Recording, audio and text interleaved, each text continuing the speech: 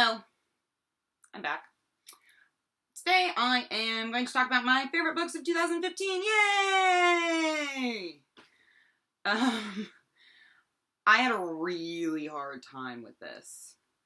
I read a lot of really fucking awesome things in 2015. I broke it down into categories.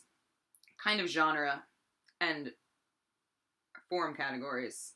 Like what I read the most of, and I picked 1 to 5 things for each category.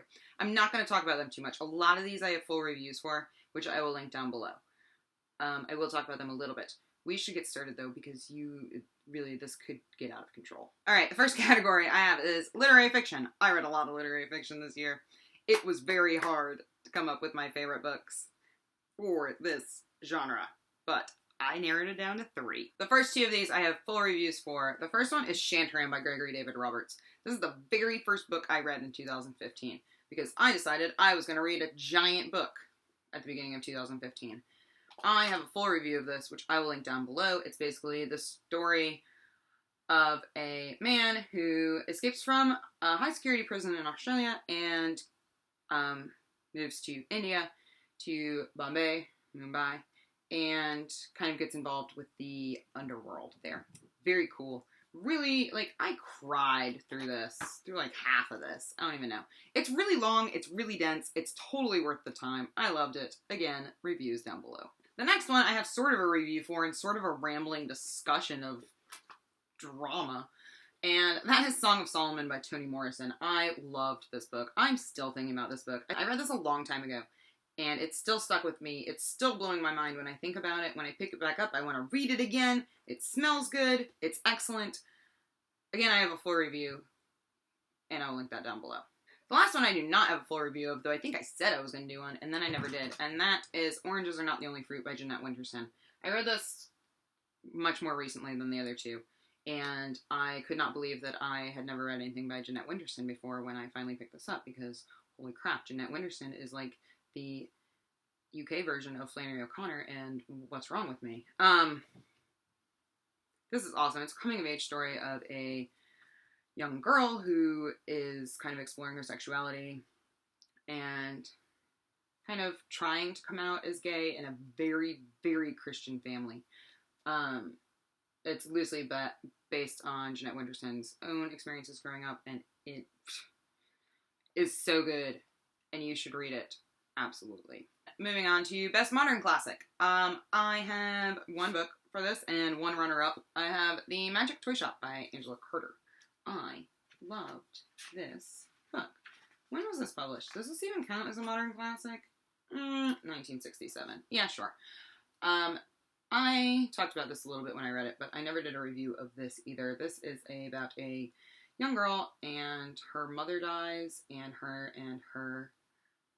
siblings are sent to live with her aunt and uncle and cousins, and they're crazy. But this was just really beautifully told. It was kind of a really earth-shattering coming-of-age story, and it was fucked up, but in a really beautiful way, and I loved it. So I highly recommend this. It's the first Angela Carter I've ever read, and I will be reading more of her. Plus, I have this awesome edition, which never hurts. The runner-up for this category is Evelyn Waugh's Brideshead Revisited.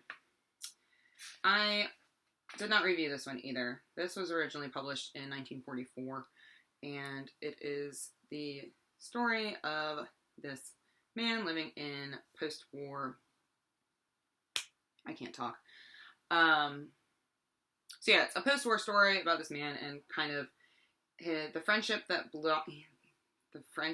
blossoms between him and another young man, and how he then becomes involved with his friend's family, and everything kind of gets mixed up. I thought I was going to hate this book, and it blew me away.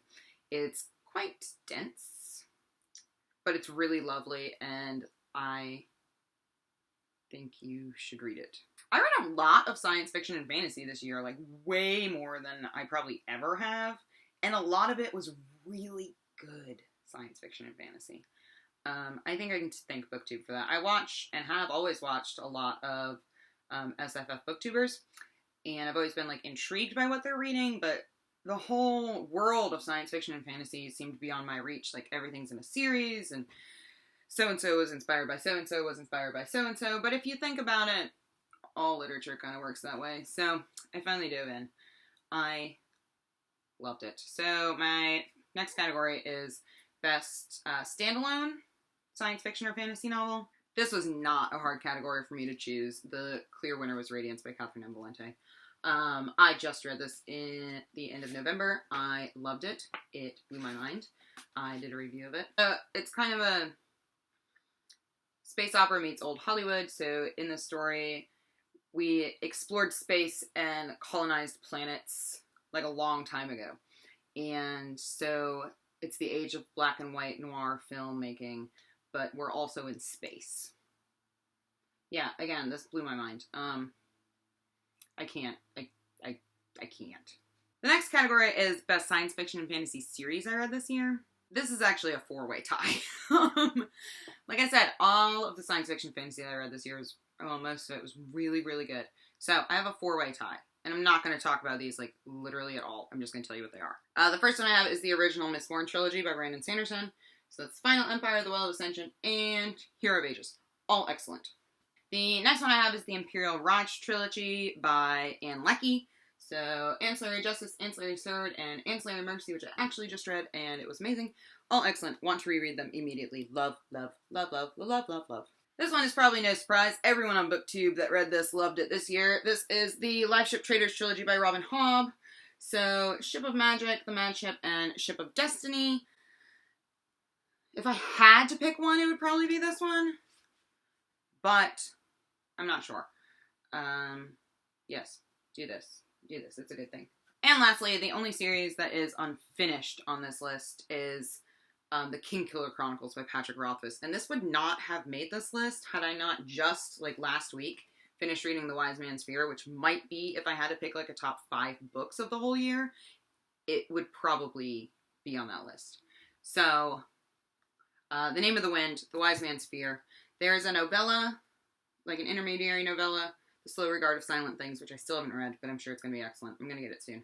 And then, hopefully, the next book will be out sometime this century.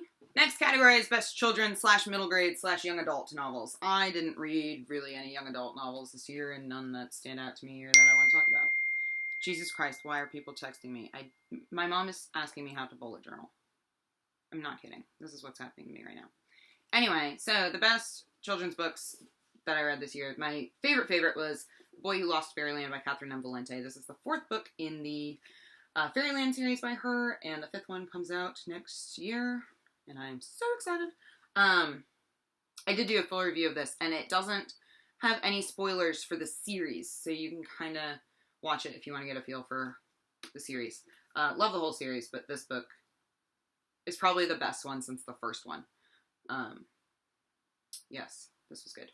And the next one I just recently read and also hauled, and that is The Very Persistent Gappers of Fripp by George Saunders. We all know I love George Saunders. This is kind of a moral tale. It's beautifully illustrated, and I really enjoyed it, and I recommend that you get this if you are a fan of George Saunders or of beautifully illustrated books. Next category is Best Graphic Novel. I read a lot of graphic novels this year, and a lot of them were very good.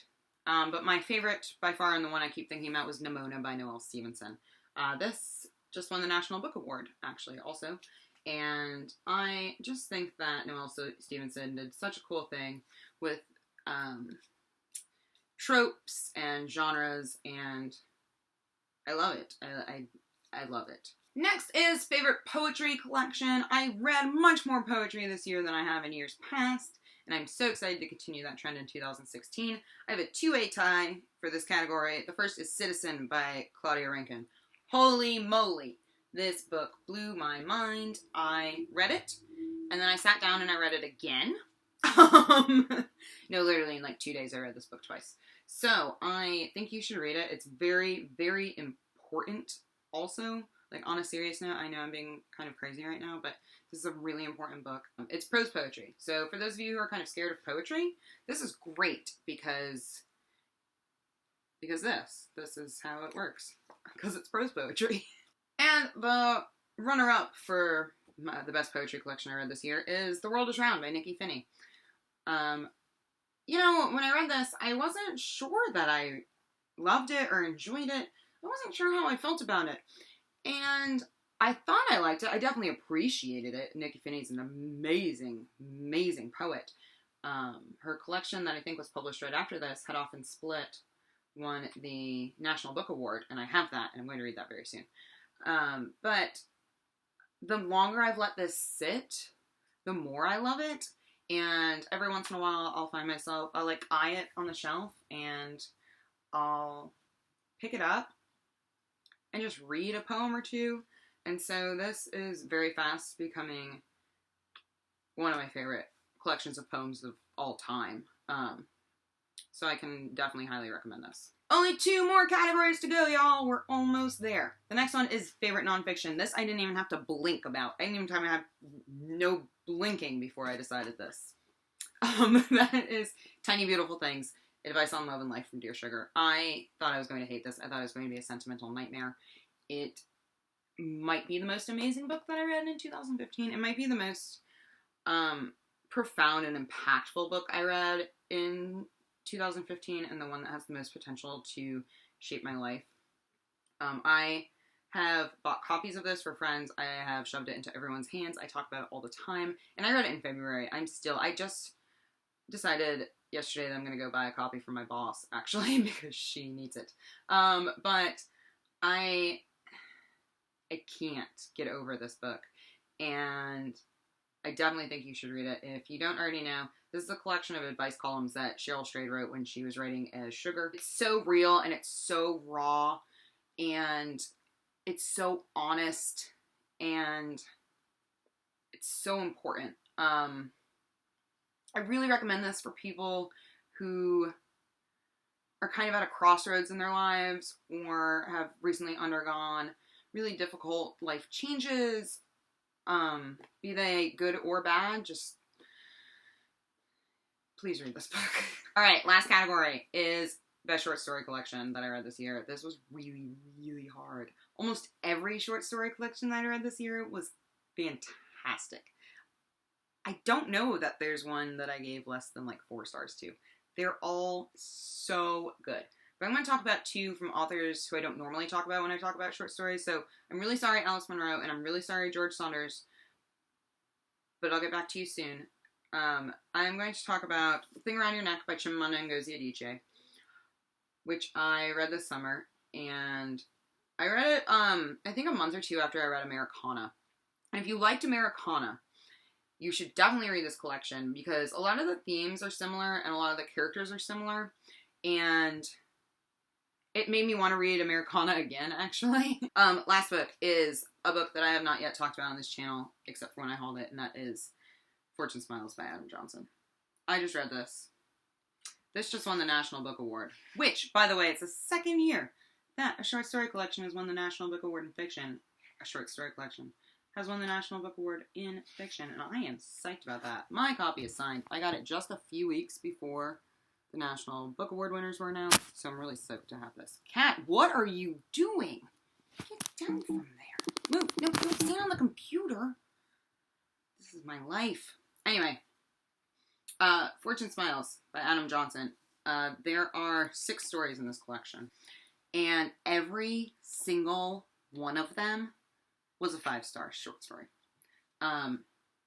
They're all very different, and the themes are similar. A lot of the themes throughout the book are similar. I'm going to talk about this more, but there's a reason that this won the National Book Award, and it's definitely one of the best books I read this year. Those are my favorites. That's the creme de la creme of 2015. There are lots of books that I gave, well, not a lot, but there are a few books that I gave 5 stars that didn't make this list. I'm not sure why that is. Some of them aren't sticking with me as long as I thought they were going to when I initially read them. And, I mean, some of these books here I only gave 4 stars, I think. Maybe I only gave 3 stars to one of them. So, you know, star ratings aren't everything. For me, it's kind of about what I keep thinking about and what I want to return to and what has impacted me the most. So, that's all I have to say today. Please share with me your favorite books of 2015. I know a lot of booktubers have videos out right now, and I have not had a chance to watch them all yet. But I will, I promise. And I will see you all next time. Cheers. Happy New Year.